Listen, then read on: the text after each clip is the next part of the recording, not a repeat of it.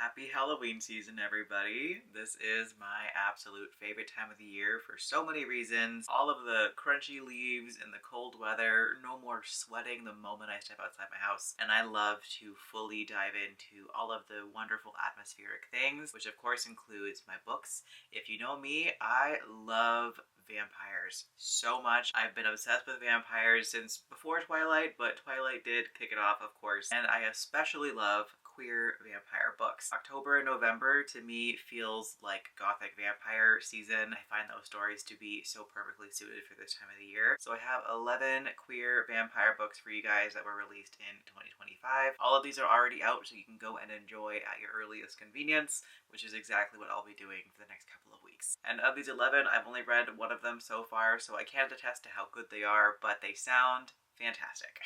So we're going to go in order of publication, starting with the beginning of the year. So the first one for this list is Hungerstone by Kat Dunn. First of all, stunning cover. I love that aggressively vibrant green on there. I think it's so pretty. This one came out in February, and it says that it's a thrillingly seductive sapphic romance for fans of S.T. Gibson's A Dowry of Blood and Amelia Hart's Wayward. I have not read Wayward, but A Dowry of Blood is one of my favorite books of all time. So anything being comped to that is probably a book for me. I'm not sure if this one is a Carmilla retelling or just inspired by it, but either way it has to do with Carmilla, so you know it's going to bring that wonderful gothic sapphic goodness that I so enjoy.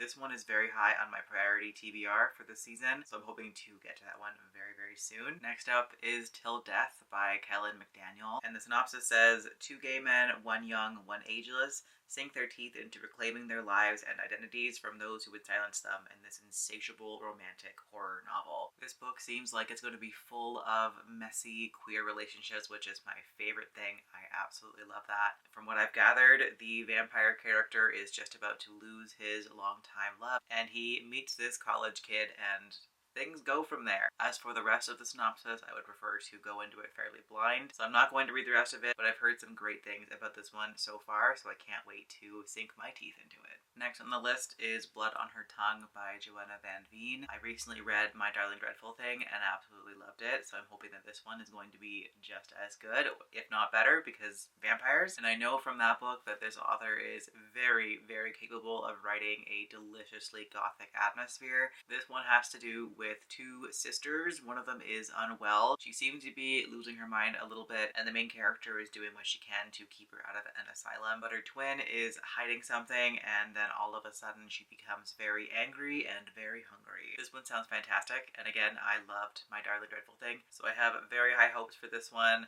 The review said that it has plenty of sapphic yearning, and I live for that. Next is Where Shadows Meet by Patrice Caldwell. This one, again, beautiful cover. All of these covers are gorgeous, but I especially love this one because it's a little bit gruesome, and honestly, I'm here for that. It's a vibe. So this one says it's a dark and thrillingly romantic debut vampire fantasy that questions what it truly means to sacrifice for love. And from what I've gathered from the synopsis, it seems like one character sacrificed her wings for love, and the goddess that she sacrificed her love for then sacrificed that love for power. So maybe there's going to be some revenge in here. This one has a whole host of really interesting sounding characters going on a journey together to try and awaken a creature. No idea what's going on, but it sounds very cool, and I can't wait to get to this one as well. Again, for this one, I don't want to read too much into the synopsis because I would like to go into it fairly blind. It sounds like it's going to be a wild ride just from the little bit of the synopsis that I did read, and again, I've heard phenomenal things about it. The Midnight Shift by Seon-Ran was translated to English this year from Korean. I'm, again, obsessed with this cover. I'm going to say that for everything. I can't help myself. I'm a Libra. I need to enjoy the beautiful things. And this one says it's a biting, fast-paced vampire murder mystery exploring queer love and the consequences of loneliness. So it's a police procedural where the main character is a detective trying to solve a string of suicides that just don't seem quite right, when she then finds out that it was actually a vampire attack, and now she has to figure out how to deal with that. This one does not have a lot of ratings so far. At the moment, it only has 600 ratings on Goodreads, but it seems to be getting some pretty good reviews so far. I took a quick skim through some of the reviews, and it seems like people are really enjoying it, so hopefully I'll be able to get to this one very soon as well. Bury Our Bones in the Midnight Soil by V.E. Schwab. This is the one on this list that I have already read. Of course, I started it the day that it was released.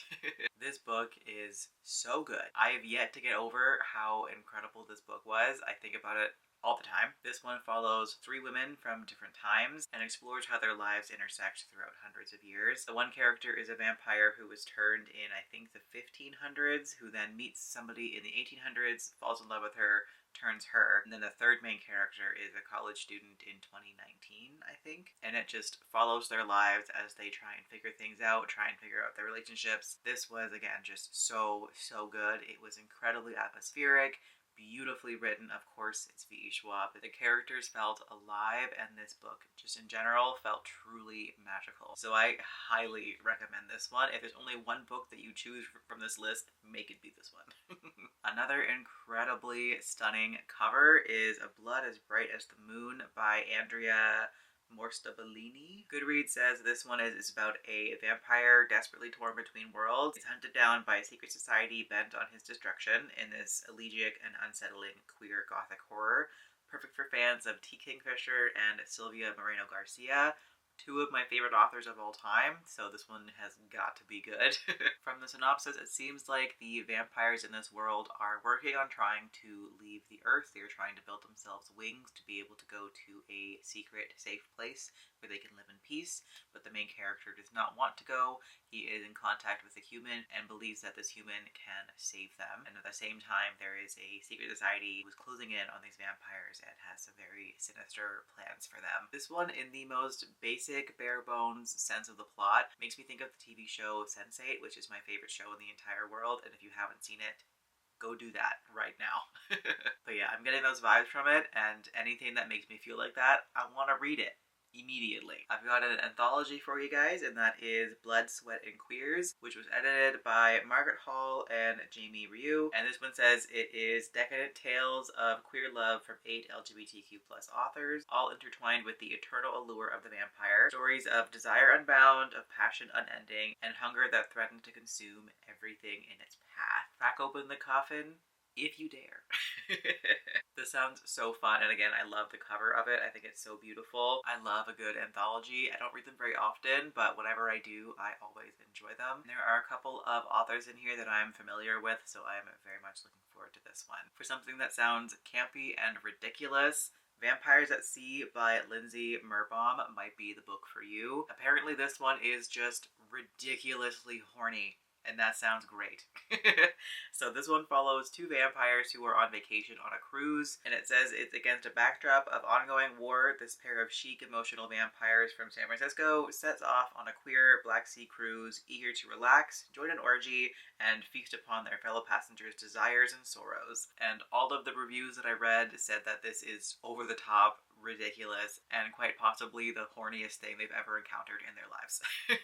This sounds like it's going to be stupid and fun, and I'm so here for that. Another one that sounds quite campy and fun is Dead and Breakfast by Kat Hillis and Rosiee Thor. This one's about a vampire couple that are totally normal, just want to live their normal suburban lives, and they run a bed and breakfast. But then the mayor gets killed in their garden with puncture holes in his neck, and of course everyone's going to assume that it was them. So with the help of their other paranormal friends, they have to solve the murder and clear their name. This sounds like it's going to be so much fun and so sweet. It makes me think of a queer vampire version of Vera Wong, which I read earlier this year and absolutely adored. So I think I'm going to also love this one to death. And finally, the last book on this list, and actually I lied, not yet released. It comes out on October 21st, but that is Our Vicious Descent by Hayley Dennings, which is the sequel to This Ravenous Fate, which I read last year and also quite enjoyed. This one is a YA vampire story that's set in Jazz Age Harlem and follows a vampire and the daughter and heir of a vampire hunter family. The first book was incredible. I loved the setting of it, the characters were great, the romance was quite fun as well. I love a good star-crossed lovers romance. I think it adds the perfect kind of tension to it. First book did it so well, and I can't wait to see how things progress in book 2.